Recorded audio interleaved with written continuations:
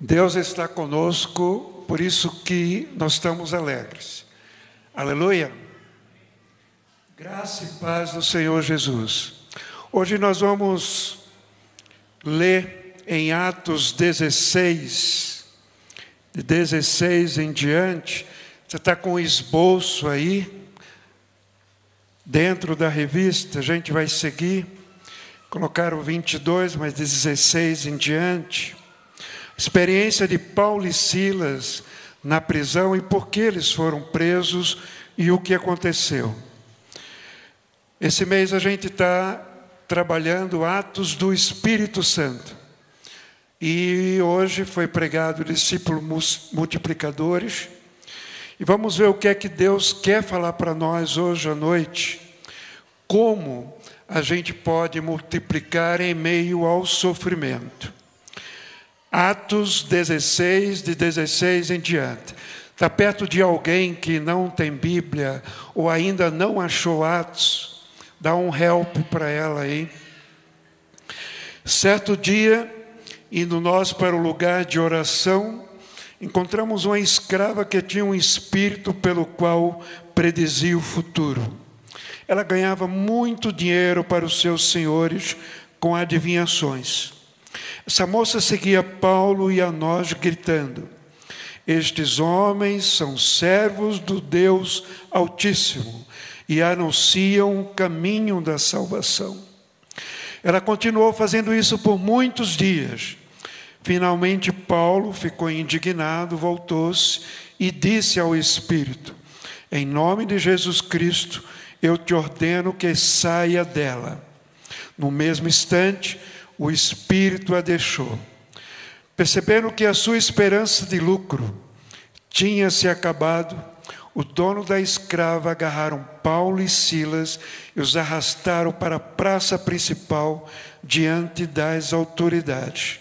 E levando-os aos magistrados, disseram: estes homens são judeus e estão perturbando a nossa cidade, propagando o costume que a nós, romanos, não é permitido aceitar nem praticar. A multidão ajuntou-se contra Paulo e Silas, e os magistrados ordenaram que lhes tirasse as roupas e lhe fossem açoitados. Depois de serem severamente açoitados, foram lançados na prisão. O carcereiro recebeu instrução para vigiá-los com cuidado. Tendo recebido tais ordens, ele os lançou no cárcere interior e lhes prendeu os pés num tronco. Por volta de meia-noite, Paulo e Silas estavam orando e cantando hinos a Deus. Os outros presos os ouviram. De repente, houve um terremoto tão violento que os alicerces da prisão foram abalados. Imediatamente todas as portas se abriram e as correntes de todos se soltaram. O carcereiro acordou e, vendo abertas as portas da prisão, desembainhou sua espada para se matar, porque pensava que os presos tivessem fugido. Mas Paulo gritou: não faça isso. Estamos todos aqui. O carcereiro pediu luz, entrou correndo e trêmulo, prostou-se diante de Paulo e Silas. Então levou-os para fora e perguntou: senhores, que devo fazer para ser salvo? Eles responderam: creia no Senhor Jesus Cristo e serão salvos você e a sua casa. E pregar a palavra de Deus a ele e a todos que estavam na sua casa. Que Deus nos abençoe. A dependência de Deus faz-nos discípulos multiplicadores. O pastor Silvani olhou para mim e disse: está preparado para pregar? Eu disse: não. Ninguém está preparado para pregar, ninguém está preparado para falar de Jesus, ninguém está preparado para coisa alguma. Quando o discípulo depende de Deus, ele depende de Deus. Ele pode se preparar. Ele não vai fazer como alguns pecadores que dizem: eu dependo de Deus. Não estuda o texto bíblico, não ora, não chora, não se alegra. e quer que na hora de pregação o Espírito Santo atue. Não dá para atuar desse jeito. Mas o discípulo multiplicador é um discípulo que depende de Deus. E nesse texto a gente vai ver que o sofrimento, Paulo e Silas estavam pregando o Evangelho, muita gente estava aceitando a Jesus, muitas pessoas estavam sendo curadas, e essa escrava estava acompanhando eles e dizendo que eles eram discípulos do Deus Altíssimo. Não estavam xingando, não estavam fazendo nada que desabonasse a conduta dos apóstolos. Mas Paulo não aguentou aquilo muitos dias seguidos e mandou o Espírito se retirar. Por quê? Por que será que ele mandou? Será que essa moça não estava roubando a cena da glória ser de Jesus, da honra ser de Jesus, do louvor ser de Jesus? Quando ela estava dizendo que esses homens são do Deus Altíssimo, estava colocando a glória, a honra e o poder para Paulo e Silas. E Paulo estava inquieto com aquilo. Quando a gente acha que a gente pode alguma coisa, quando a gente se acha o cara, a gente está tirando de cena Jesus, a glória de Deus, a glória de Jesus. Por quê? Porque Deus quer o primeiro lugar. Deus quer a honra, o louvor e a glória. E nesse sentido, no sofrimento, com açoites e varas, quando a gente está em meio ao sofrimento, a gente tem várias reações, que nem sempre são as mais agradáveis. A gente tem reação de perguntar, mas meu Deus, o que foi que eu fiz? O que foi que eu fiz para sofrer desse jeito? A gente muitas vezes fica magoado com Deus. Deus, o Senhor podia me tirar esse sofrimento, essa dor, essa perda. E a gente não entende por que a gente está sofrendo. A gente não entende o que está acontecendo. E nesse sentido, ser discípulo, ser aquele que segue o caminho de Jesus. O cristianismo, nós temos um Deus que se fez homem e habitou entre nós. Nós temos um Deus que sofreu e teve compaixão de nós. Nós tivemos um Deus que chorou de compaixão. Nós tivemos um Deus que libertou oprimidos. Nós tivemos um Deus que curou muitas pessoas. Nós tivemos um Deus que estava perto de cada pessoa que sofria. Nós tivemos um Deus que estava junto de cada pessoa que sofria. E esse Deus que se fez homem, ele aceitou ir para a cruz, ele aceitou o maior castigo romano da época, que era o castigo de um malfeitor, mal visto pela sociedade, um malfeitor que não merecia viver. Jesus sofreu isso por mim e por você. E Jesus, ele nesse sofrer, fez com que Paulo e Silas, meia-noite, se a gente olha as prisões do Brasil, que estão em péssima condição, e a gente acha que aquilo é desumano, eles foram presos numa parte inferior e os pés foram acorrentados num tronco. Se a prisão já era precária, você imagina ele não ter mobilidade dentro daquela prisão. E quem assistiu já filmes dessa época, sabe que os ratos corriam ali, que não era nem um ambiente bom, que era um ambiente horrível. E Paulo e Silas, depois dos açoites, os açoites, eles eram feitos de pedra de vidro, eles eram para rasgar a pele. E a média de açoites era de 30 a 40. Vocês imaginem como Paulo e Silas estavam naquele momento. Quando a gente leva qualquer corte, a gente fica dengoso, né? Homem, então, fica mais dengoso ainda. Então, qualquer corte, qualquer coisa, a gente já quer colocar alguma coisa, que é algo para não doer.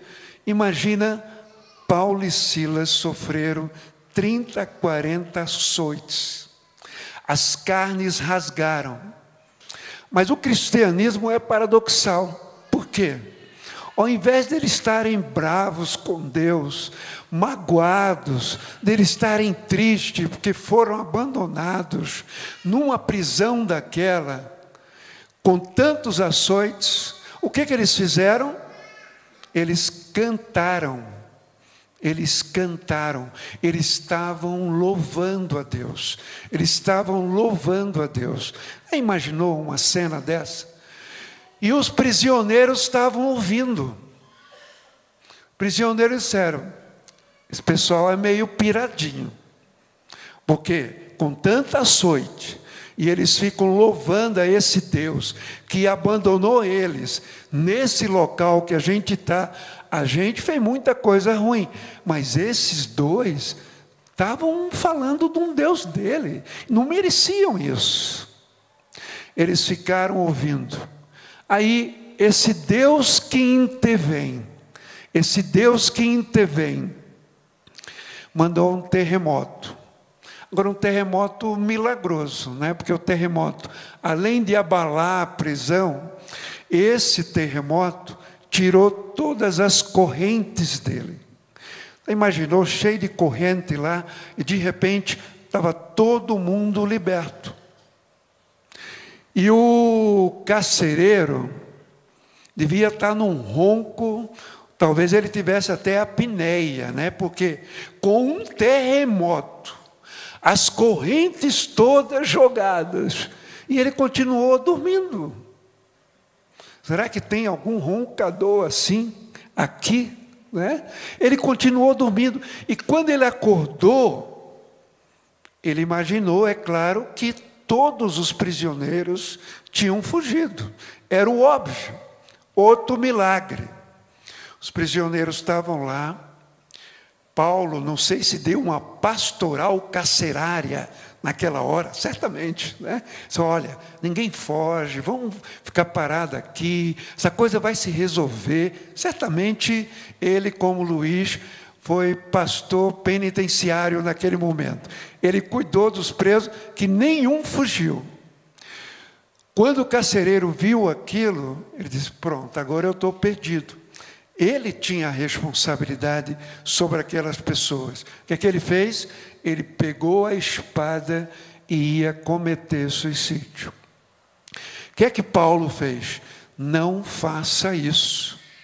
Todos estão aqui. O cara ficou trêmulo, sem jeito, e Deus mexeu tanto com ele, que ele disse, o que eu posso fazer para ser salvo? O que eu posso fazer para ser salvo? Vamos parar um pouco por aqui e voltar. Quando a gente está em meio a um sofrimento, a gente busca Deus para livrar do sofrimento, ou a gente busca Deus para entender o sofrimento, ou a gente busca a Deus porque Ele é nosso Deus?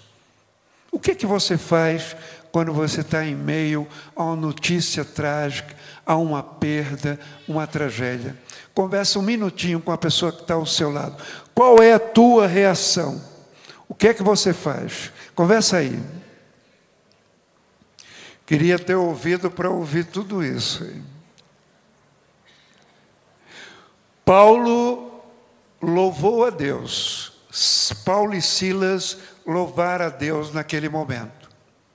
Eles não tinham o que fazer. Eles foram tirados da rua, colocados ali, foram açoitados e eles estavam louvando a Deus. Eu creio que é uma lição para a gente, no sentido de que, em meio ao sofrimento, a gente pode louvar a Deus. Por quê? Porque Deus é um Deus que está conosco no sofrimento. Não sei quantos leram o livro Louvor que Liberta. Quem leu, levanta a mão, só para... Vários leram. É um livro que já deve estar fora de circulação, mas vale a pena ler. O autor conta dezenas e dezenas de casos de situações complicadas que ele agradeceu a Deus e Deus resolveu milagrosamente as coisas. Ele louvou a Deus e Deus deu uma alternativa para aquela situação. Por quê? O sentimento de gratidão é o sentimento que Deus quer para a gente. Quando a gente fica murmurando, e aqui em Curitiba é muito fácil murmurar, né? Porque a primeira coisa que a gente murmura é a temperatura. Já notou? A gente chega, a primeira pessoa que a gente encontra diz, está frio, né? Está calor, né? A gente já começa a murmurar. Aí a gente vai no trânsito, todo mundo educado no trânsito. É uma beleza, uma maravilha dirigir aqui, não é verdade? Então a gente não só murmura, a gente até xinga muitas vezes com a pessoa, com o motorista barbeiro, como se a gente não fosse, né? Como se ele também não buzinasse para a gente. Eu estava olhando esse dia, desde que eu cheguei aqui, um curitibano me disse, olha, o motorista curitibano é barbeiro. Eu não acreditei, né? Mas não é possível ser rotulado desse jeito. Aí houve uma pesquisa nacional e constataram que nós éramos barbeiros, né? Agora, ser barbeiro no trânsito, o que faz você? O que você faz sendo barbeiro? Eu aprendi como psicólogo o seguinte: Senhor, eu sei que amanhã ele vai estar no meu consultório, que ele está me xingando, ele está buzinando, ou ele vai estar no consultório de algum colega, porque neurótico como ele precisa de alguém que ajude ele. Então, qual é a nossa atitude quando alguém faz alguma coisa conosco? Quando você é desfraudado, quando nós perdemos alguma coisa, nós estamos sofrendo. Por quê? O Deus que intervém, Ele quer um coração grato. Ele quer um coração que diga, Senhor, eu sei que o Senhor está no controle. Eu não tenho controle dessa situação. Eu lembro agora, quando Michel nasceu, ele teve dificuldades e ele ficou na maternidade 15 dias. Com uma semana, a enfermeira ligou e disse, olha, ele está entre a vida e a morte. Nós nos ajoelhamos e entregamos o Michel para Deus, dizendo, Deus, por a tua vontade, leve. Se não for, deixa o Michel conosco, que a gente vai cuidar do Michel. E Michel está aí, com 23 anos, completou agora em abril. Glória a Deus. Por quê? Porque foi a vontade de Deus. Agora, nem sempre nós agimos assim. Nem sempre eu ajo assim.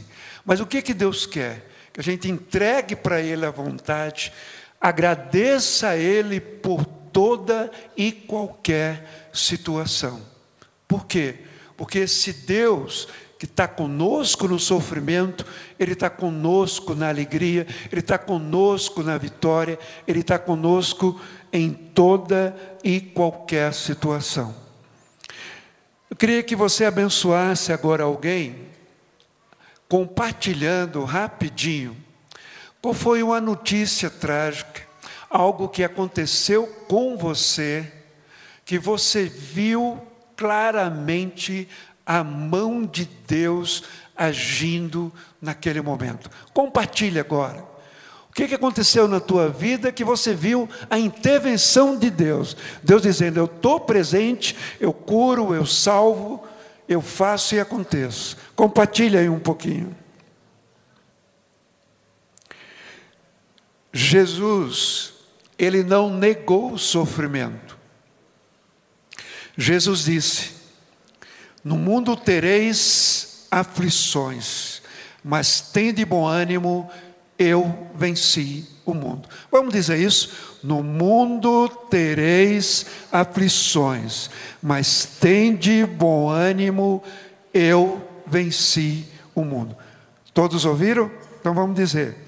No mundo tereis aflições, mas tende bom ânimo, eu venci o mundo. O cristianismo é realidade. Jesus começou dizendo que a gente teria aflições. Jesus não prometeu um mar de rosa. O pregador que fica pregando, dizendo que Jesus vai resolver todos os nossos problemas, ele está mentindo. Ele está com segundas intenções. Porque o próprio Jesus disse, no mundo tereis aflições.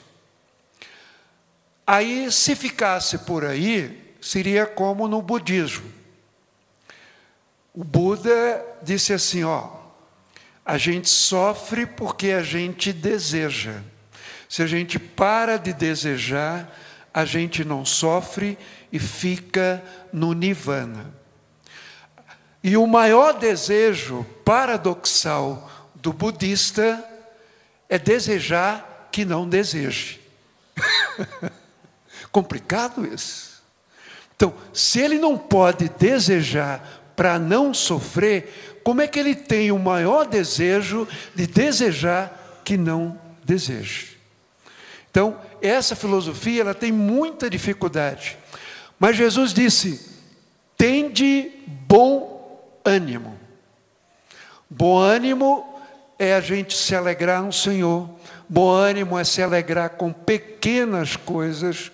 Bom ânimo é ser grato por pequenas coisas. Bom ânimo é a gente ter palavras abençoadoras para as pessoas, palavra de ânimo, palavra de motivação. Isso é bom ânimo. Jesus quer que a gente tenha bom ânimo.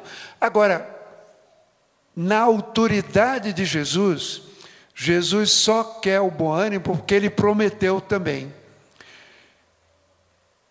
No mundo tereis aflições, tende bom ânimo, eu venci o mundo. Nós estamos ao lado de um Deus vencedor, que não negou a dor, o sofrimento, a morte. Ele enfrentou. Quando Jesus estava no Getsemane, suando como gotas de sangue, e já foi provado pela ciência que é possível você, num sofrimento atroz, você suar sangue. Jesus estava suando sangue, ele estava angustiado, e a Bíblia diz que ele estava com pavor da morte, porque ele sabia o que ele ia passar. E Jesus disse, Deus, afasta de mim esse cálice. Se você gosta de você, você não é discípulo de Jesus. Se eu gosto de sofrer, você não é discípulo de Jesus. Porque gostar de sofrer é ser masoquista. Gostar de sofrer é ser doente. Eu conheci uma senhora e acompanhei durante 15 anos e ajudei num lar de idosos, muitos anos, mas toda vez que eu chegava para ela, bom dia, dona fulana, como vai? Ah, meu filho, você não sabe o que aconteceu. Pronto, já vinha mais uma história. Era o marido, era o pai, era a mãe, era o neto, era todo mundo. Ela tinha um relato de alguma murmuração, de alguma coisa que acontecia. Então, no mundo tereis aflições, tende bom ânimo, eu venci o mundo. Em Romanos 8, de 31 a 39, a palavra coloca muitas dores, muitos sofrimentos. E ela coloca, no final de 8, 39, nós somos mais que vencedores. Por quê? Porque a vitória é como Deus quer. A vitória é a vontade de Deus, e a vontade de Deus, em Romanos 12, fala que é boa, santa e agradável. Olha para a pessoa que está ao seu lado e diz: para de reclamar, vá. Fala para ela. Para de reclamar de barriga cheia. Como é que nós temos reagido diante de uma tragédia, diante do sofrimento? Deus quer uma atitude mais madura. Como é que nós podemos ter essa atitude madura? Há meses atrás, eu queria muito uma coisa, orando muito, e eu cheguei para Deus e disse: Deus, eu quero muito isso, mas eu quero fazer a tua vontade, eu não quero a minha vontade. Se isso não for da tua vontade, que não aconteça. E Deus me deu, naquela semana, uma paz que excede todo entendimento. E eu não consegui o que eu queria, mas a paz continuou. Por quê? Quando a gente pede a Deus muito algo que não é da vontade de Deus, Deus até pode permitir, mas nós não sabemos o que vem adiante. Mas quando nós pedimos a Deus e pedimos a sua vontade, mesmo que a gente chore, mesmo que a gente fique triste, porque a gente não alcançou, mas a vontade de Deus é soberana, e ela dá paz que excede todo entendimento. Você e eu sabemos quanta coisa nós queríamos, e quando colocamos na vontade de Deus, Deus quis diferente, e aquilo foi bênção na nossa vida. Agora, das vezes que a gente orou meio dando um jeitinho em Deus, dizendo: Deus, eu quero muito isso, eu quero a tua vontade, Deus, mas, porém, todavia, contudo, o Senhor bem pode fazer isso do meu jeito. Quem nunca orou assim? Quantas vezes nós oramos assim? Por quê? Porque Deus quer transformar o sofrimento pelo sofrimento em algo que tenha sentido. Viktor Frankl, psiquiatra neurologista, judeu, passou por 4 campos de concentração, um homem temente a Deus, e depois dos 4 campos de concentração, ele disse: a vida tem sentido em toda e qualquer situação. A vida tem sentido em toda e qualquer situação. Por isso que nem morte, nem vida, nem dor, nem perda pode afastar a gente do amor de Cristo. Por quê? A missão do discípulo é ser discípulo multiplicador.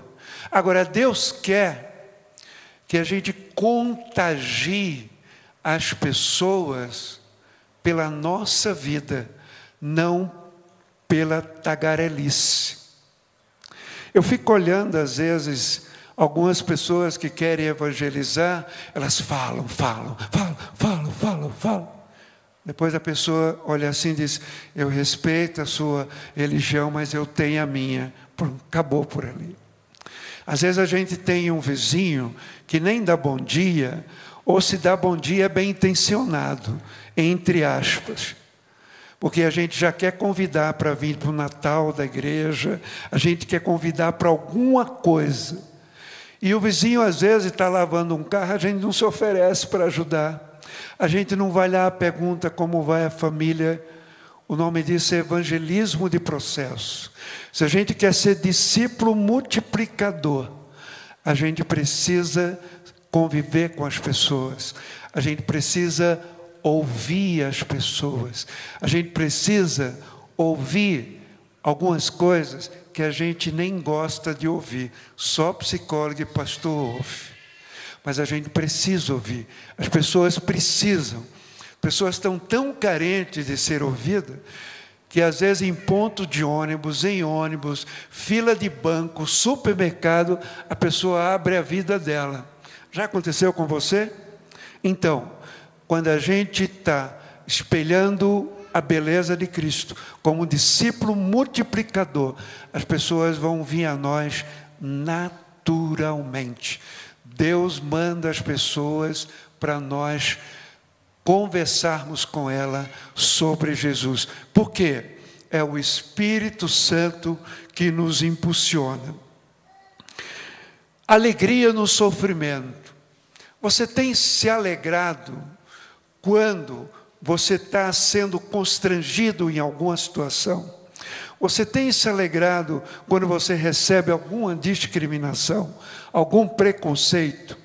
Você tem dito para Deus: Deus, eu não estou entendendo nada, mas eu quero que o Senhor me dê paz e alegria diante dessa situação. Eu não gosto, eu não quero, mas eu quero fazer a tua vontade. Paulo e Silas, diante dos açoites, diante da prisão, diante de uma prisão mórbida, eles se alegraram em Deus. A alegria do Senhor é a nossa força. Vamos dizer: a alegria do Senhor é a nossa força. Quando a gente pensa que em determinadas situações familiares, a gente pode bancar o forte e a gente ser mais forte do que todos, a gente não pode. A gente vai desmontar em algum momento. Porque se a gente não está no Senhor e na força do seu poder, e a alegria dele não está fazendo parte da nossa vida, em meio a sofrimento, em meio a tristeza. Por quê? Porque quando nós estamos tristes, parece que tudo que Deus faz para nós não valeu nada. A gente não lembra muitas vezes de uma bênção. A gente só lembra daquilo que a gente está sofrendo. Por quê? Eu vou dar uma dica. Quando você estiver desse jeito, pega um papel e conta as bênçãos, anota as bênçãos de Deus na tua vida. E você vai se surpreender de um Deus que já moveu-se ao teu favor. De um Deus que já fez tantos milagres na tua vida. Então esse Deus, Ele quer que a gente se alegre nesse sofrimento. Você tem pago o mal pelo bem? Coisa difícil, né? Naturalmente, quando alguém faz um mal para a gente, a primeira coisa é a vingança. A primeira coisa é dar um duro naquela pessoa. A primeira coisa é revoltar-se com aquela pessoa. Mas a Bíblia diz que Deus amantou brasas na nossa cabeça. Quando alguém que nos magoou, teve preconceito conosco, e nós conseguimos ajudar em outro momento essa pessoa. E essa pessoa conseguiu chegar a Jesus através do nosso sofrimento. Você e eu, o que a gente tem feito diante de alguém que faz algo por nós? como é que a gente tem se defrontado com isso e agido? Eu contei isso há uns anos atrás, eu vou contar de novo. Lá em Maceió, eu fazia parte de um grupo cristão e a gente convivia há mais de 10 anos junto. Fazia muita coisa junto, a gente se amava muito. Mas houve uma briga entre nós e umas 10 pessoas ficaram contra mim e eu contra elas. Como eu sei e sabia que eu tenho um coração vingativo e raivoso, o Espírito Santo colocou para mim o seguinte, faz uma lista de oração e coloca todas essas pessoas. E todo o café da manhã você vai orar por cada uma delas. Eu não gostei da ideia, né? Porque, Senhor, eu tenho algumas ideias melhores. Por exemplo, Senhor, quem sabe acontecer alguma coisa na vida de alguém, um acidente, não precisa ser um grande acidente, um acidente, vai para o hospital, aí fica pensando na vida e vê o que fez contra mim. Senhor, nem dá para abençoar essas pessoas. Eu estou magoado, estou ferido. Essas pessoas foram terríveis comigo. O Espírito Santo diz, é para orar, é para abençoar. Tá bom, Senhor. Então é o seguinte, Senhor, eu não consigo abençoar, mas o Senhor consegue. Então, abençoa essas pessoas. Resumindo a história, cada vez que eu voltava daqui para Lagoas, eu me reconciliava com uma. Depois de 15 anos orando, se você pensa que vai fazer a reconciliação depois desse culto, eu acho que é melhor você orar. Eu acho que é melhor você orar. Por quê? Depois de 15 anos orando pelo último, fui para Maceió, encontrei-o no shopping. Guilherme, como vai? Tudo bem? Me deu um abraço, como se nunca tivesse acontecido nada. É o Espírito Santo, não é o Guilherme Falcão, não. Por mim, eu nem teria orado por ele. Quando o Espírito Santo age em nós, sai melhor do que a gente espera. Amém?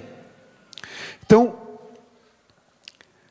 ser discípulo multiplicador é primordial que a gente busque a palavra como regra de fé e prática, diariamente.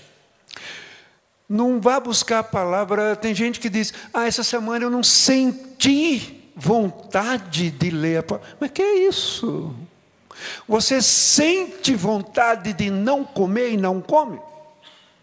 Você sente vontade de não beber e não bebe?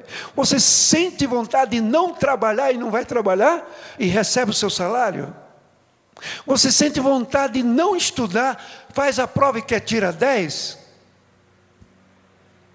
Não. Então, a Bíblia é o alimento diário para as nossas vidas. Nela tem todos os conselhos de Deus.